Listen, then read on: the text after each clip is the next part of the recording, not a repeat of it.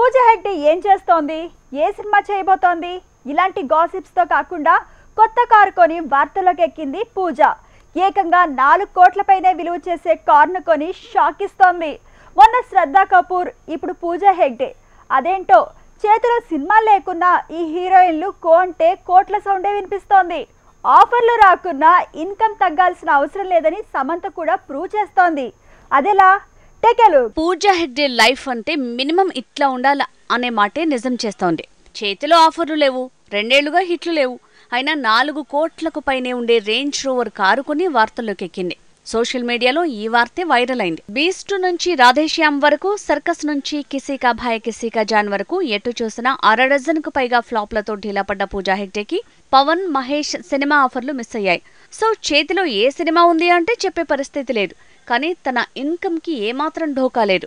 కాబట్టి 4 కోట్ల car కొందనే comments జోరు పెరిగింది. పూజా హెగ్డే కంటే ముందే శ్రద్ధా కపూర్ 4.8 కోట్ల విలువైన లాంబోర్గినీని కొనేసింది.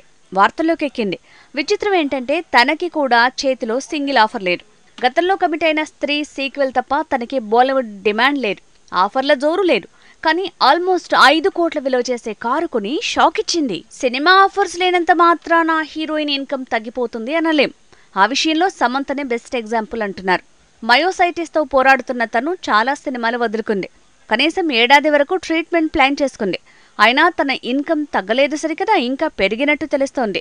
అక్కడే అసలు ట్విస్ట్ ఉంది. సమంత సినిమాలు చేయకున్న చాలా కంపెనీస్ కి బ్రాండ్ అంబాసిడర్ గా ఉండటం, సోషల్ మీడియాలో పెయిడెడ్ యాడ్స్ ఇవ్వడం, అలాగే సొంతంగా క్లాత్ బిజినెస్ ఉండటం వల్ల సినిమాయేతర ఆదాయం పెరిగింది.